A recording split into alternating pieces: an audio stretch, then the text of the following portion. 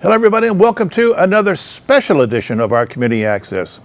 This week we will have Bill Parker, who is the editor of Michigan Outdoors News, all today on our Community Access.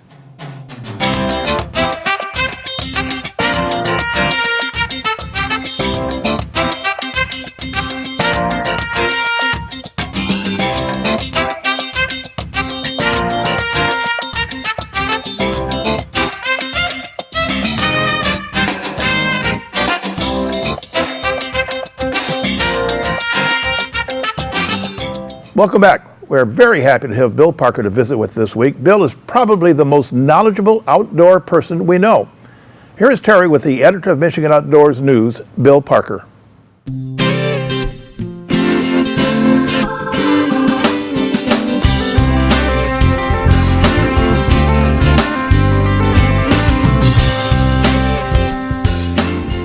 Hi, welcome to another outside edition of our Community Access. With me in the studio is our recurring guest, Bill Parker, the editor of Michigan Outdoor News. Bill, thanks for coming in again. It's always been a pleasure. A while, but I love having you here. Yeah, always a lot of fun. Thanks for having me on.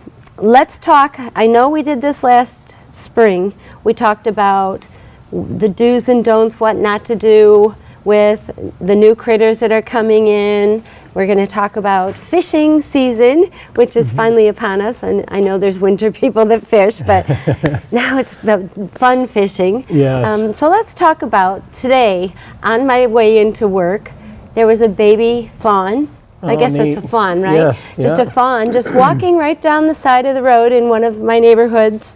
And my first instinct was to stop and try to save it somehow. Of course, that's a mother in me. Not a good thing to do, right? No, it really isn't. And that's a typical, of most people when they see a baby animal like that, especially if the mother isn't right there. Yeah, she wasn't in sight. And it's, it's concerning, but it's really the wrong thing to do to try to help that animal. 99% of the time, the mother is nearby. A lot of times, like deer, for instance, when they're first born, they don't have a scent. So the mother deer will leave them somewhere where they're in pretty good cover, and they'll go off and feed, because they have to keep their strength up so they can come back and nurse the babies. But a lot of times people will see that and go, oh, the poor thing's abandoned, I need to bring it home and bottle feed it and help it, and you're really not doing that deer any good. More times than not, the animal will die anyway because it needs its mother, just like a baby does, and they need that nutrition and everything. So the best thing to do is just like you did, is just leave them alone, and it's hard to do. It is. You I say had that to maternal do this and keep instinct sometimes. driving. Yeah. But in most animals right now, it's the time of babies. So there's a lot of baby ducks and baby geese and baby deer and rabbits and everything. So if you see the babies, resist that temptation. It's really hard to do sometimes, but they're more. They're way better off with their own parents, their natural parents, and more times than not, those parents are in the area and probably watching you, as you're worried about it, and they're worried about you worrying about their animal. baby. Yes, exactly. Now, in the case of possums, however, or opossums, they're like a marsupial, right? And so if you find one on the side of the road, or maybe you just hit one, should you check to see if there's babies in their pouch? They have pouches, right? Or am I totally off base? No, you probably could, and in that instance, maybe if you call the wildlife rehabilitator, the DNR has numbers of local people that are rehabilitators that might be able to help in a situation like that. Okay. But I wouldn't know the first thing to do about how to take them and care for them, or what do you do? Might even at that point they might be better in that pouch until somebody that knows comes along and can take them out and put them in a warm place for them that they'll be safe and they can help them. Same with squirrels, if they come out of the nest, or baby birds. I think we've all run into that. Call a wildlife rehabilitator, and if they can help you up, and they know what to do and how to do it in the best interest of that animal too. Especially since if it's an injured animal, leave it alone. Yeah. Right.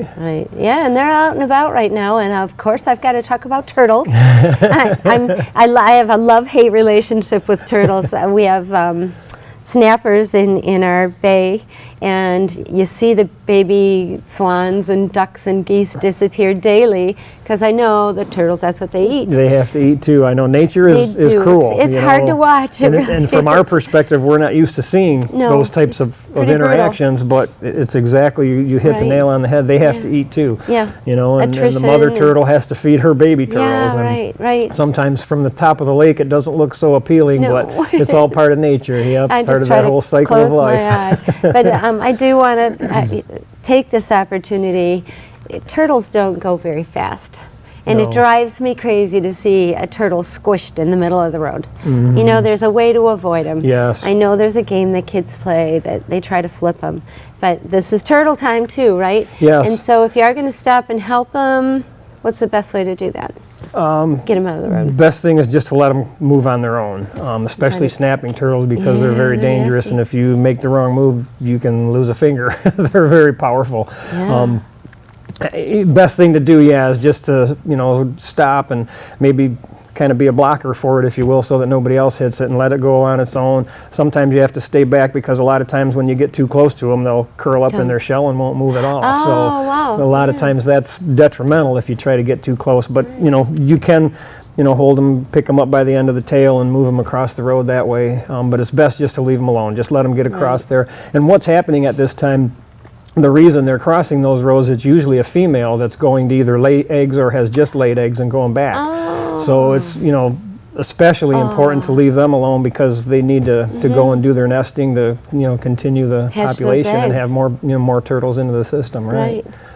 But yeah, you're right. You see a lot of turtles on the road this time of year, and a lot of times they've already been hit and it's too late. But if you see one, yeah, just, you know, maybe be a blocker for it for a few minutes if you've got the time and let it get across the road and do its thing. Yeah, okay. Same with anything trying to cross the road. Yet Right. now, these days, which is really, really nice, we get stopped, or traffic gets stopped by sandhill cranes, which is just fantastic, or geese or turkeys or Ducks and So everything, yeah, they're it's- all walking their young around. Yeah, right now, and it's birding season as well, right? It sure There's a is. migration. A lot of the birds that have left for the winter are coming back and nesting and having their young. So it's a good time for bird watchers. And Yeah. you know, if you got a pair of binoculars, just go out and sit along a marsh or out in the, you know, wooded trail, and you'll see a lot of birds and a lot of activity at this time of year. It's really nice in the morning if you can get out. I Yes. turkey hunt, so I've been out quite a bit Oh. before sunrise, and when you're out there, everything's quiet, and then the sun comes and all the Oh my birds start gosh. chirping, and it's like Yeah, a the symphony in the robins, woods right yes, now because it- everything has a song right now. Yeah, it's So that's a lot of lovely. fun. Yeah. So, speaking of turkey hunting, is this turkey hunting season? or Yes, are we it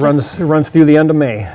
Okay. The way they do turkey season, they break it up into different periods, hunt periods, and you can only have a certain limited time, a couple weeks in the early part of the season. This is actually the biggest part of the season. It runs through pretty much the whole month of May. But they do that to kind of keep it so that everybody doesn't go out at the same time and it's, you know, saturated at once. This Mayhem. kind of spreads the hunting pressure out a little bit so that people aren't interfering with each other and everybody kind of has a nice quiet time to get out there and participate. And so it's in May, and then they do it again in the fall? Yes, there's also Okay. a fall season in September and October.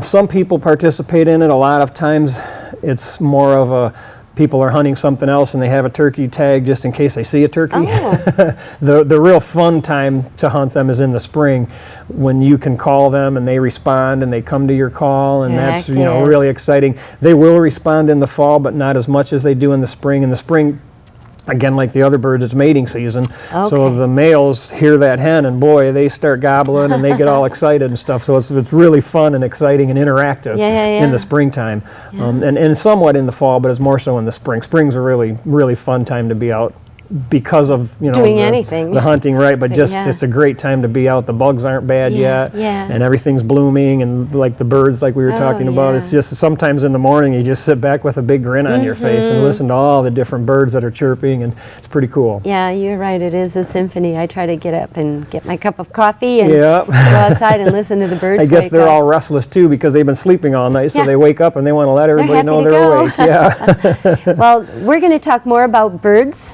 as soon as we come back. We're going to take a few minutes break, let you get a drink of water, and we will be right back. Don't go away.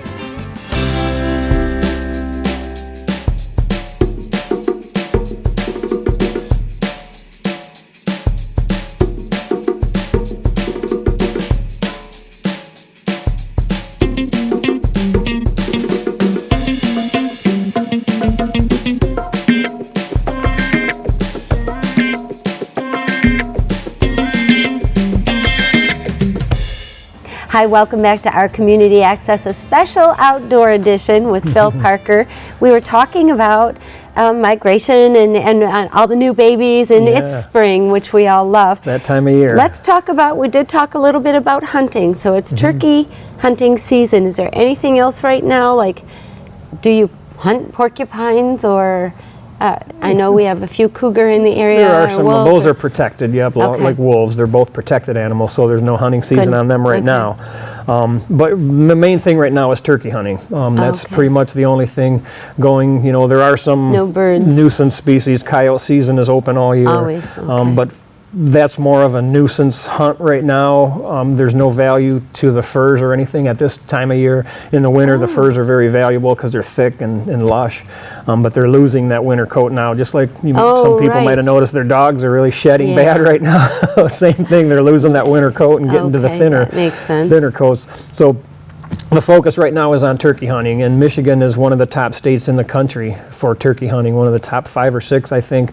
We have over 200,000 turkeys, and we usually take about 15 to 30,000 of them probably closer to 30,000 every year. Wow. And that's with about 100,000 people hunting them, so it's not a guaranteed hunt by any means, but there are a lot of opportunities and a lot of real good hunting out in Michigan for turkeys. Even in Oakland County, it's amazing. It's rare that you drive through the fields of Oakland County and don't see some turkeys, which is really nice. You know, that's really a great conservation success story that they have come back, and that was all, you know, through hunters' money and hunters' efforts that brought those back. Just like geese. You know, remember when we were kids, we never saw Canada geese, and now they're everywhere. And turkeys are starting to kind of get to that point. They're in some areas they're turning into a nuisance for farmers, and you know, just getting in. I think maybe you've seen a video here or there of turkeys chasing the mailman down the street and things like that.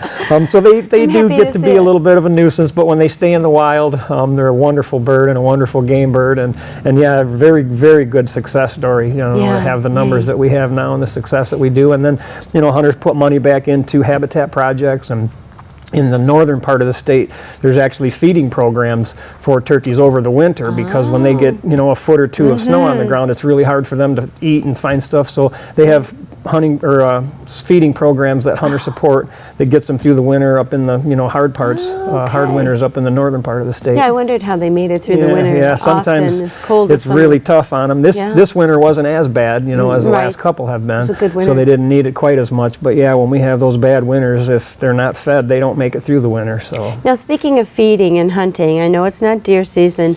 Do people set out food for deer throughout this time of year? Yeah, you can. There are strict regulations. It has to be so far from a road. I think it's a half a mile or a quarter mile from a road.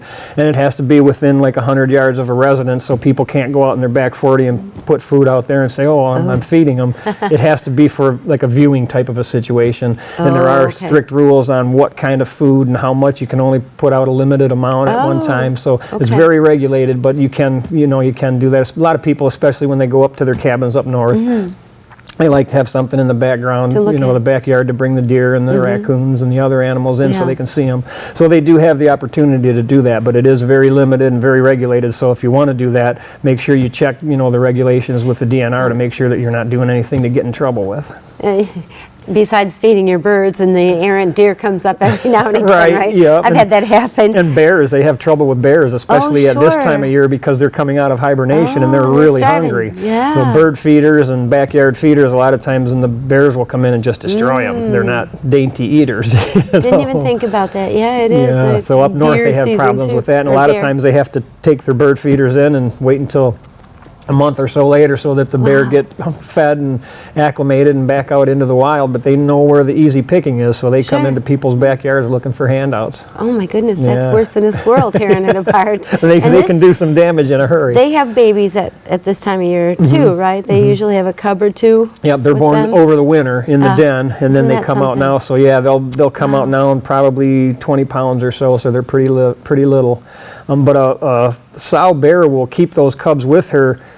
You know, if they were born this winter, let's say, and they'll be little tiny cubs this year, they'll stay with her until next fall, go into the den again, and come out next year as yearlings. So a lot of times, you know, people will see them and they're still technically cubs, but they're 80 pounds or 90 old. pounds, so they're bigger than a little tiny hold it in your hand cub, Yeah. but obviously not as big as a mature adult bear. So people that hunt, you can't hunt a sow with cubs, so you have to be very careful, because a lot of times they'll see that cub by itself and not really judge the size on it. It looks a little bit bigger and not realize, and then all of a sudden here comes a bigger bear. Well, that must be a male, and it's actually a sow and a cub that's not really a cub anymore. It's a yearling now.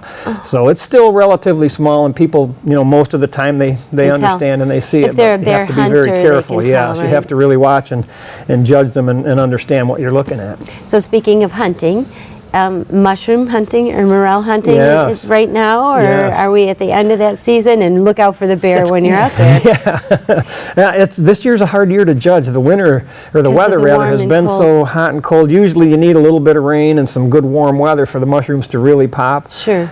I've heard reports as long as a month ago that they were starting to find a few, and then you get a few cold nights and nothing comes up. I just saw a picture from a friend of mine 2 days ago, had like a half a dozen 6-7 inch mushrooms, some really big ones. So they are definitely still coming, and I think with the warm weather that we've had here now might be the best time of the year so far to get out, because we finally had a little bit of warm weather. They need moisture and they need warmth, are the two key ingredients. So I think we should be in pretty good shape right about now. And really, you can go pretty well anywhere in the state of Michigan and find them, right? Yeah, we have them here in southern Michigan and all the way up. Place. Yes, yep. Dead trees, dead elm trees. That makes sense. And alders, apple trees, things like that. I don't know why or how, but something about the decaying tree has something to do that really starts their growth. Are there any other mushrooms that look like a morel, or when you see it, that's what it is? No, there's actually a false morel that look very, very similar to a morel. Yes, and if you've never done it before, I suggest highly to find somebody who does it and kind of go out with them and learn a little bit. And there are a lot of people that go out and pick mushrooms, but the ballpark difference between the two is that a true morel, the cap attaches to the stem at the bottom of the cap. A false morel, the stem goes all the way into the top of the cap. Oh, so it kind of there's like a gap in between, right? But definitely don't use that as don't use my reasoning as it. If you're not familiar with it, find somebody that is. Or there's a lot of guides and videos and things on the internet that you can find as well that'll help you understand what's good and what's bad, because you definitely don't want to go out and get sick and have a bad experience. That'll be the end of it. Right. And while you're out there, watch for snakes. I know that we've got them out here. We happen to have a neighbor run into one the other day. It was a harmless snake, but we do have Massasauga rattlers. Rattlers. And they're usually in moist, damp, swampy kind of areas. And the first thing people do is it's a rattlesnake, let's kill it. Well, that's not going to harm you unless you infringe on its area and it thinks that you're a danger. If you just walk away, you'll hear that rattle if you get close to it. They'll let you know that they're there. So, be aware, and if you hear that rattle, just walk the other way. Don't, push the grass apart because you want to get a good look at it. Just know that you know what it looks like and walk the other way. Let it go. You saw it? Yep, I know it was there. People will believe you. Yes. Well, darn it, our time is flying. We have one more segment, so don't go anywhere. All right. We'll be right back.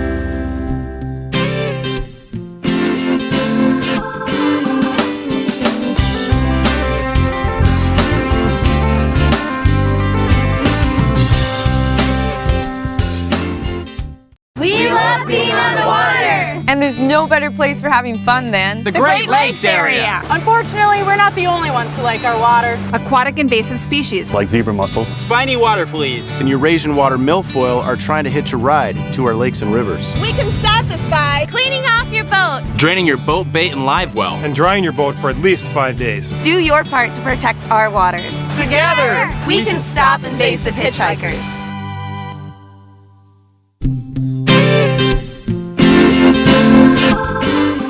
Welcome back to our Community Access special outdoor edition with Bill Parker. Bill, I could sit and talk with you all day.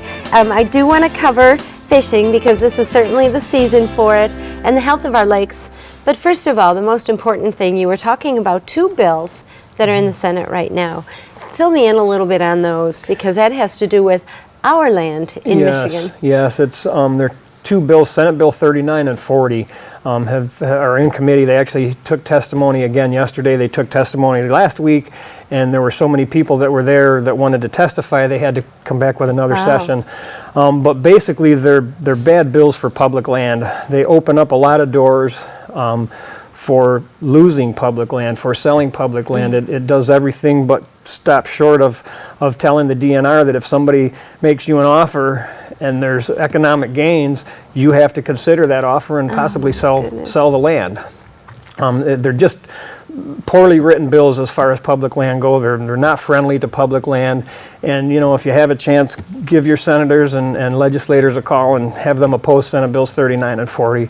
There's just a lot of bad things in those bills as far as public land. And you know, we have a lot of public land. That's what Michigan's known for. You and I were talking earlier. You bet. You know, this is our calling card, and the last thing we want to do is start selling that land and not have the opportunity to purchase more land when the opportunities come up for some really pristine areas. We want to be able to add to that as opposed to, you know, losing land and having more, you know, parking lots and malls and things like that. Yeah. Now, is that all land, any land in the state of Michigan, or are we just talking like maybe the UP? I know we have a lot of public land. The bills, the way they're written, state parks, state wildlife areas, and state recreation areas would be excluded from that. So it would be all the other public land that's managed by the state. It wouldn't include national forests either. But it's millions of acres that potentially could be up, you know, for potentially to be sold. And once it's gone, it's gone. We're not going to get it back. So the big problem there, you know, is that we don't want to lose any of the land that we already have. Right. And there's plans in the works. You said that there's a trust, Natural Resources Trust Fund. That over the years has purchased a lot of land, and you know, there are a lot of details and stuff that would need to be worked out, but yeah, the Natural Resources Trust Fund is the money in that fund is generated from the royalties on the sale of minerals and gas leases and things like that. So when somebody comes in and mines an area or extracts gas, the state gets a part of that, and that money, rather than going into the general fund, years ago, back in the 1980s, the Michigan United Conservation Clubs got a legislator and got a bill to take that money, put it into the Natural Resources Trust Fund to be used for recreational purposes and purchasing public lands. You know, maybe they could do something with that money to pay its taxes on public land. That's the big sticking point with these two bills. Everybody wants those taxes. The legislators say that we have too much public land and we can't pay the taxes on it, so you know, townships and counties in the northern part of the state are losing money. We have too much land, let's get rid of some of it. That's kind of the ideas behind it. Right. There's a way to pay those communities. There's it's called PILT, payment in lieu of taxes, that the state pays on all public lands. You know, it has come from the DNR in the past. It's coming from the legislature now, but this year, for instance, they didn't appropriate all of the PILT payments. They only appropriated half of it. So the townships and the villages and everybody is frustrated, which kind of feeds into these two bills. Okay, you know, they're all riled up about it. They want something done. The answer isn't to sell the land. The answer is to pay those PILT payments. In the big picture, in the state budget, it's a drop in the bucket. It's, you know, it's millions of dollars, but we have a billions plus budget. So in the big picture, you know, I guess it's prioritizing where does the money come from and what is it going to be used for. But it's too bad that they wouldn't look at this Natural Resources Trust Fund possibly and maybe, you know, work something out there that the fund that purchases the land also pays the PILT. It's, you know, it gains money every year, so there's an opportunity there. But these two bills aren't the way to go. I think, you know, and they're called, what are the bills again? Senate Bills 39 and Senate Bill 40. They're tie-barred together, so they have to pass as one. But they're just not good for public land. It's not the answer that we need to manage our lands and to take care of the PILT payments that need to be made, obviously, but that's not the answer. And I'm not even a hunter. I get out as much as I can. I, to my soul, appreciate the state of Michigan. It's one of the most beautiful states, in my opinion, in the United States. So everybody out there, whether you're a hunter or you're outdoorsman, please contact your Right, and these are public lands that are open to, Representatives. bicyclists Everybody. and bird watchers and mushroom pickers. Oh, It's my not just goodness. hunting land and fishing Yeah. land. It's public land that's open, to all different aspects of recreation. So it's not, not just something about wildlife and fish. It's about recreation land in Michigan. So it's People that very live in big. the city go to places like that Yes. so they can see the natural resources that we have. If we continue to sell that off, all of us are going to be one of those people in the city, and we're not going to have any place. Right, to, we have to look, what are our grandkids going to have? Yeah. Oh, my 20, 30 goodness. years from now, are they still going to have the opportunities Right. that we have? And that's what we want to maintain so that yeah. they do have those. 39. Bill 39 and 40. Senate Bills 40. 39 and 40. Well, I'm going to write my representative. So let's talk about something happy. We're talking about the land and lakes.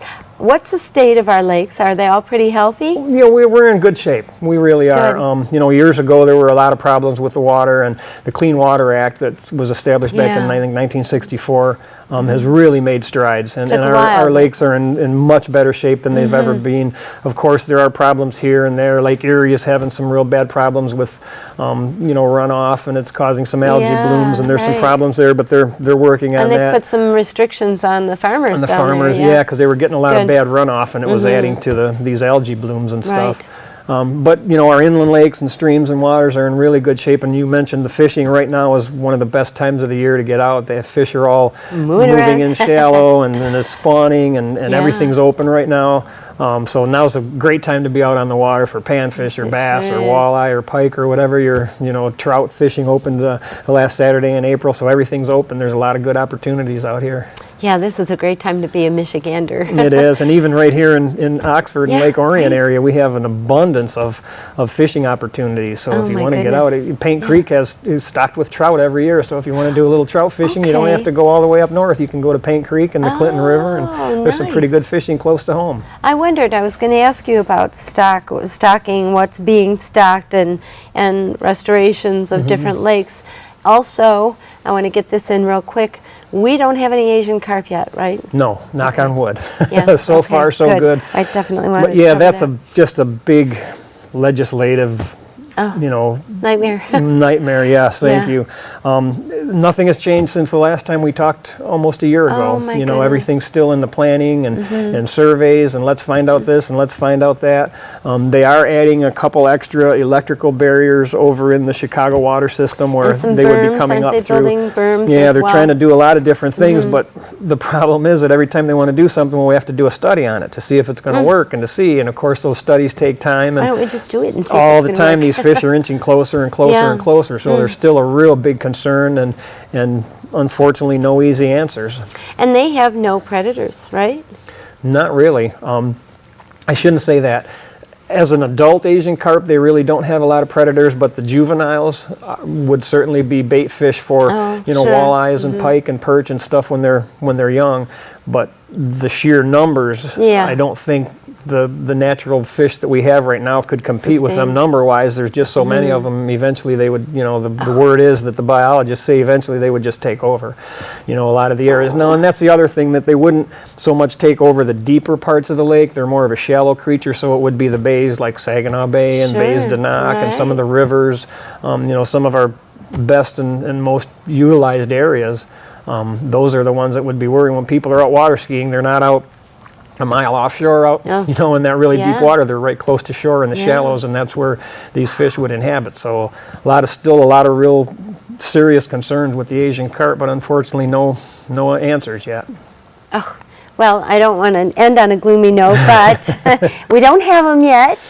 And I'm really excited to have you in here. We're going to have to wrap this up again. Please write your representative on those two bills. Research them first. If you have any questions about anything that Bill had to say here, go to the DNR website or even go to Bill's website. Your website, they can reach you where? www.outdoornews.com/Michigan.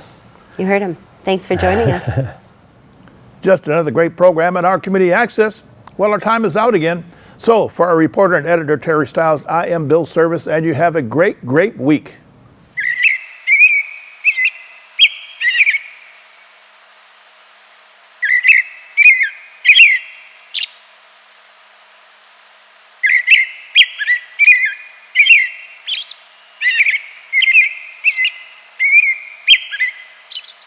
Thank you.